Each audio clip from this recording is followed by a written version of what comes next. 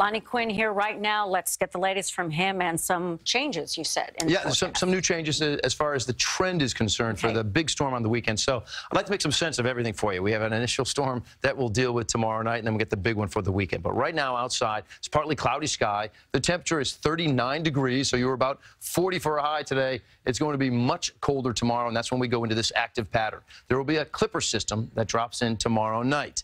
So I do think it's going to be a slippery Friday morning commute, especially if you are north of the city, making your way into town from, Poughkeepsie, Newburgh, Monroe, places like that.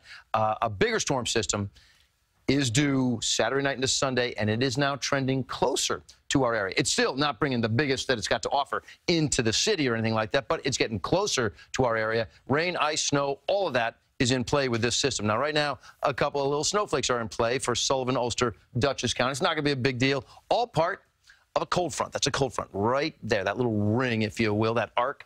And that cold front comes through, drops the temperatures for Thursday, and then this low pressure system around Omaha makes its way in. I think it's snow to begin with Thursday night, transitioning over to some rain by the morning commute. Either which way, our area sees a trace to 3 inches. The 3-inch mark, 3 or more, would be in portions of the Catskills.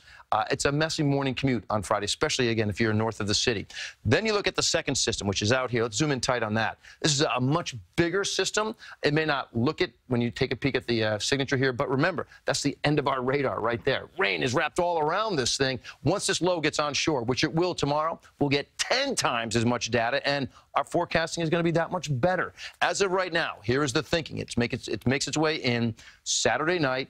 Primarily snow. This is relatively light snow. That's 10 p.m. on Saturday. Rain snow line right along the south shore.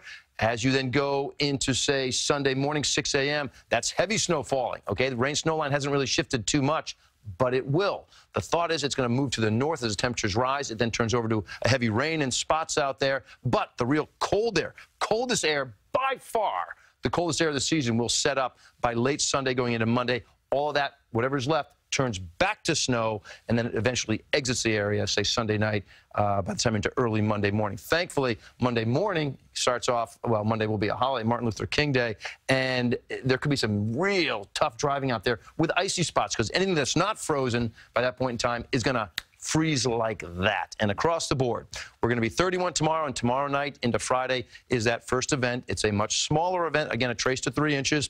Then you get from Saturday night going into Sunday, snow, going over to rain and ice, going back to some snow. I'll say this much for that big storm.